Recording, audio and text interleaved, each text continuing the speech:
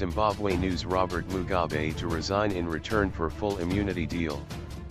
Robert Mugabe has reportedly agreed to resign as the president of Zimbabwe after striking a deal with generals that will give him and wife Grace full immunity.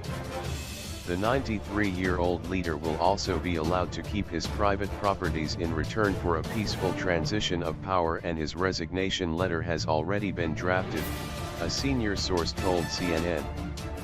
Mr. Mugabe has already been stripped of the leadership of ruling party Zanu-PF, which had demanded he steps down by 12 o'clock local time, 10 o'clock GMT, today or face impeachment. The deadline has now passed, and Zanu-PF officials have branded Mugabe a source of instability in a draft impeachment motion. The party, who sacked Mugabe as leader yesterday, has accused him of showing disrespect for the rule of law and blamed him for an unprecedented economic tailspin over the past 15 years.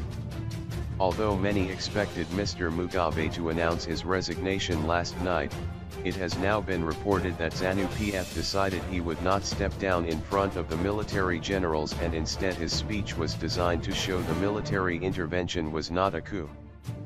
Following the army's intervention last week in response to Mugabe's sacking of Vice President Emmerson Mnangagwa, it has become clear that Mugabe's 37-year tenure as the Zimbabwean president will shortly come to an end amid widespread demands for his resignation.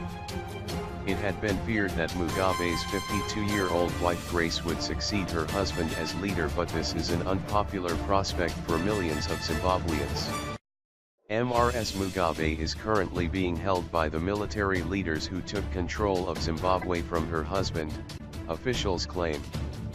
A military official said, "She was a bad influence on Mugabe while he was in power, and was a bad influence on him when we tried to negotiate a deal with him to stand down." It had been reported that she had fled to Namibia or was still living with the president, but now it appears that she was seized by the military in the early stages of the coup. Mr. Mnangagwa is now expected to take over as leader in the coming days.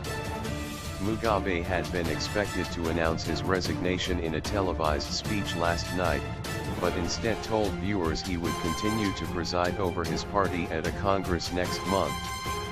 In a rambling 30-minute address, Mugabe insisted he was going nowhere in an announcement that stunned people across the world.